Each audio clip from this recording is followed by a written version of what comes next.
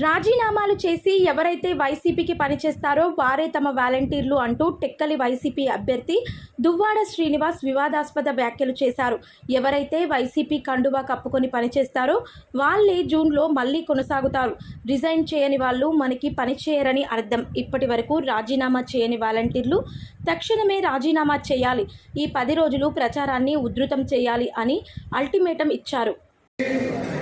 కండువా వేసుకోలేదని, రాజీనామా చేయలేదని ఏ వాలంటీర్ దగ్గర నుంచి రిపోర్ట్ వస్తే ఆ వాలంటీర్ 5వ తారీఖు నుంచి ఉండడు. అప్పుడు మీరు చెప్పినా మేము వినము. అయితే ఎవరైతే రాజీనామా చేసి కండువా వేసుకొని నేను చెప్పిన పద్ధతుల్లో తిరుగుతున్నారో ఆ వాలంటీర్ ఖచ్చితంగా జూన్ 5వ తారీఖు నుంచి కొనసాగుతాడు. ఆ వాలంటీర్ జూన్ 5వ తారీఖు నుంచి కొనసాగుతాడు. ఇది క్లారిటీ. ఇంకెవరైనా కానీ రాజీనామా చేయలేదంటే వాళ్ళు మనకు పని చేయరు అని అర్థం. కండువా వేసుకోలేదు అంటే వాళ్ళు మనకు పని చేయరు అని అర్థం. ఇది నేను క్లారిటీగా మా రిపోర్ట్స్ మాకున్నాయి, మీ రిపోర్ట్స్ మాకు తెలుస్తాయి.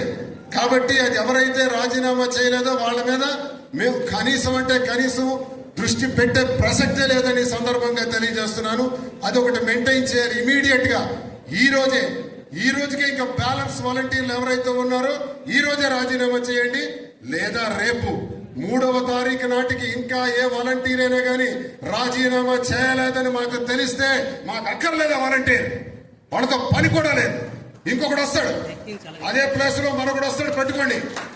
ఈ 10 రోజులు పని చేయమనండి. ఈ 10 రోజులు ఎవరైతే పని చేస్తాడో అతనే మన వాలంటీర్, అతనికే పెడతాం. ఇది మీకు స్పష్టంగా తెలియజేస్తున్నాను.